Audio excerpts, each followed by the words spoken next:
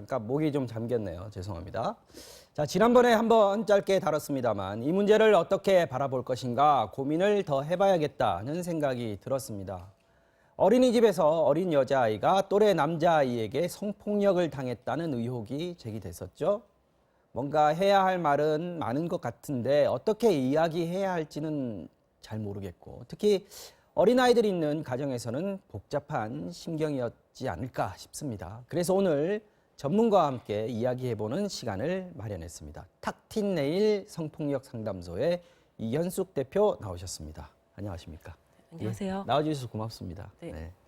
자, 참 난감한 사건이었습니다. 만 5살 아이들, 남자, 여자아이 사이에서 일어난 일이었기 때문에 그랬는데 이런 사안들이 실제 이제 상담하는 현장에서도 좀 자주 접하는 그런 일들입니까?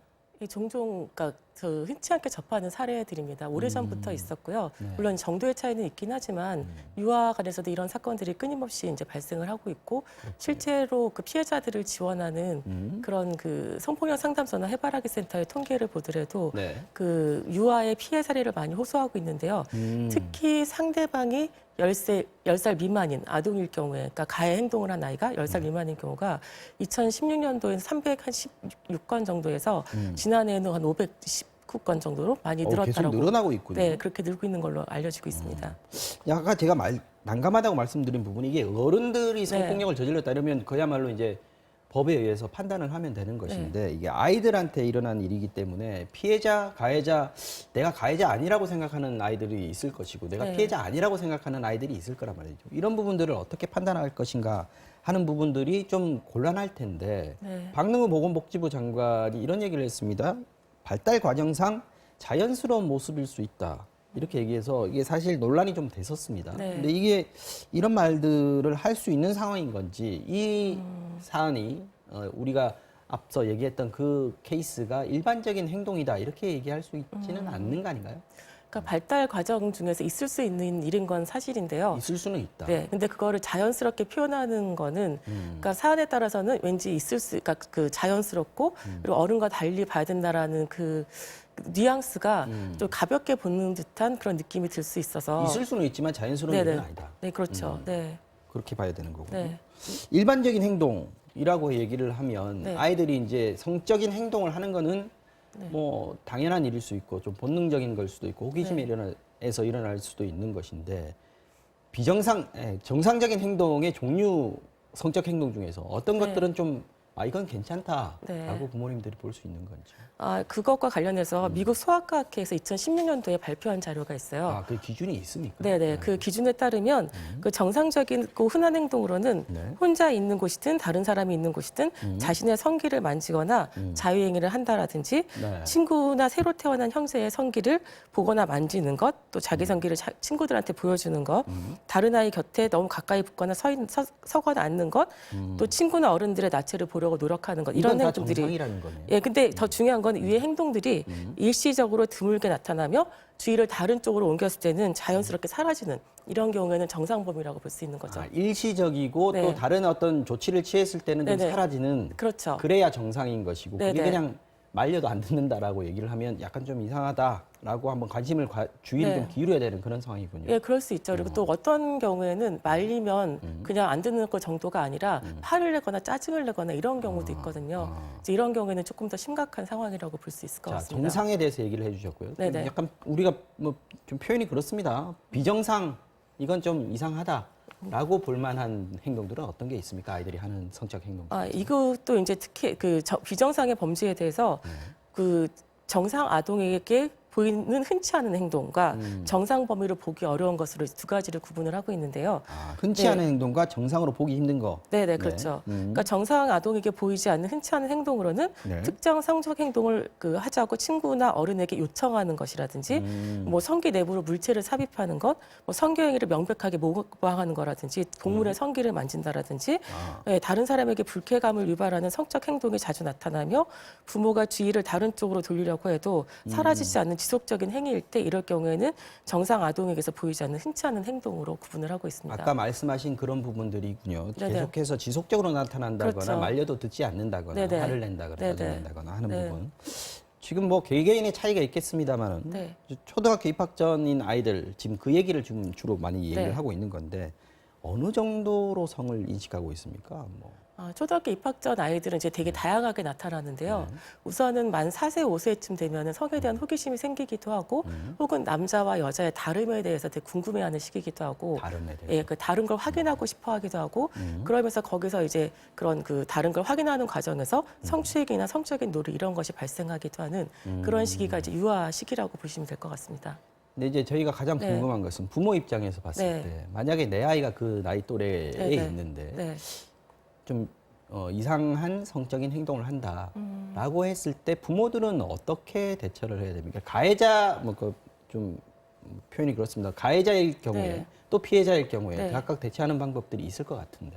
우선은 목적은 똑같은 것 같아요. 가해 아이건 아니면 피해 아동이든 간에 이 사건으로부터 벗어나서 치유되고 상담을 통해서 어떤 그 건강한 성인으로 자랄 수 있도록 도와주는 것, 이것에 대해서는 똑같을 것 같고요. 네. 또 가해 행동 아이 같은 경우에는 이제 이 행동이 일어나게 된 원인에 대해서 살펴볼 필요가 있거든요. 그래서 그것이 단순한 호기심인 것인지 아니면 여러 가지 복합적인 문제가 있는 것인데 그걸 힘듦의 표현의 방식으로 성적인 행동을 한 것인지 이런 여러 가지 것들에 대해서 가능성을 열어놓고 그 충분히 진단을 한 상태에서 이제 개입이 필요할 것이고요. 피해 아동 같은 경우는 이 사건으로 인해서 어떤 후유증은 나타나지 않는지, 뭐 트라우마는 있지 않은지 그래서 그런 부분들을 잘 살펴가지고 그 이 사건에서 벗어날 수 있도록 치유를 해주는 것이 굉장히 중요합니다. 그 치유를 하거나 할 때 네네. 좀 도움이 필요할 것 같은데 부모가 알아서 할 네네. 수 있는 상황이 아닐 수 있지 않습니까? 네, 그렇죠. 그럴 경우에 어떻게 해야 됩니까? 우선 피해 아동 같은 경우에는 해바라기 센터라든지 이런 전문기관의 도움을 받을 수도 있고요. 아니면 민간에서 이렇게 치료를 하는, 그러니까 상담을 하는 전문기관의 도움을 받아서 하시는 것도 방법이고요. 근데 우선은 더 중요한 것은 피해 아동 같은 경우에는 부모님께서 이제 이 일을 동요한다라든지 굉장히 힘들어한다는 이런 모습을 보이기보다 아이를 그러니까 충분히 다독이고 여전히 사랑이 변치 않다라는 믿음을 주면서 그 사건을 해결해 나가는 것이 도움이 될 것 같고 또 충분히 아이가 얘기할 기회를 주는 게 필요한 것 같습니다. 이번 케이스 같은 경우에도 그렇고 네. 어린이집이나 뭐 유치원에서 가장 먼저 이 사안을 네, 인지하지 않겠습니까? 네. 그때 뭐 기관이라든지 선생님이라든지 하는 분들이 네. 전문가가 되어서 할 수는 없는 것이고 네. 좀 뭔가 매뉴얼 같은 게 있었으면 좋겠다. 네. 그랬으면 이렇게 일이 커지지 않았지 않았을까 또는 네. 사전에 좀 피해를 줄일 수 있지 않았을까 네. 하는 생각들도 하게 되는데요. 매뉴얼이 있으면 훨씬 좋죠. 이런 사안이 발생을 했을 때 어떠한 원칙을 가지고 어떤 절차를 가지고 진행을 할 것인지 그 진행하는 과정에서 가장 주의할 점들은 어떤 것인지 네. 또 이것의 목적이 무엇인지에 대해서 그걸 분명하게 하는 것들이 이전에 그러니까 선생님들께서 알고 계셨다고 한다면 사안에서 조금 더 적극적으로 대응을 할 수 있을 거라고 생각을 이게 뭐 하고요. 의무적으로 교육을 한다든지 네네. 뭐 매뉴얼 비치한다든지 이런 건 없는 상황인가요, 지금은요? 그 성폭력 예방 교육은 의무적으로 하도록 되어 있긴 한데 이 사안에 대해서 매뉴얼이 비치되었거나 그렇지는 않은 걸로 알고 있습니다. 네. 지금 학교폭력위원회가 있지 않습니까? 초등학교, 뭐 네, 중학교 그렇죠. 같은 네. 경우에는 이런 경우에 이제 그 미취학 아동들에 네네. 대한 성폭력 네. 사건이 불거질 일들이 아까도 사례가 굉장히 500건씩 나오고 네, 하지 네. 않았습니까?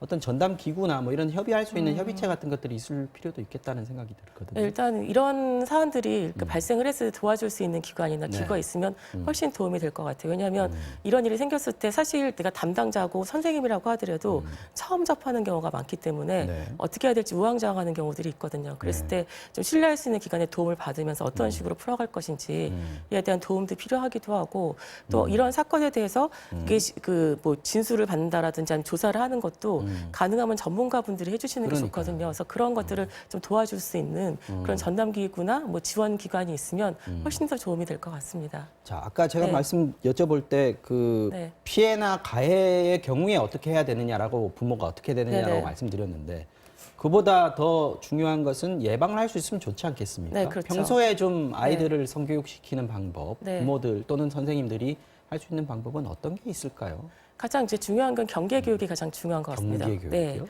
그러니까 아무리 친한 관계라고 하더라도 친밀한 사이에 따라서 자기가 표현할 수 있는 경계, 신체적인 경계나 이런 경계가 있고 경계를 넘어갈 땐 동의와 허락을 구하는 것이 당연한 것이고 만지면 안 네네. 돼라고 얘기하거나 또 가까이 네네. 가면 안 돼, 옷을 네. 만지면 안 돼, 뭐 이런 식의 그렇죠. 예. 그리고 또 내가 그 좋은 의도로 이렇게 안을 수도 있잖아요. 허구를 하거나 그랬을 때 상대방이 이제 불편하면 바로 미안하고 멈출 수 있어야 되고 멈춰야 돼. 네. 그리고 또 그런 의사 표현을 할 수 있도록 아이들이 그 평상시에 자기가 어떤 싫다라는 표현을 했을 때 수용된 경험을 많이 갖는다라든지 이런 것도 굉장히 중요하죠. 알겠습니다. 오늘 도움 말씀이 상당히 실질적으로 좀 도움이 될 것 같습니다. 지금까지 탁틴네일 이현숙 대표와 함께 말씀 나눠봤습니다. 오늘 말씀 고맙습니다, 대표님.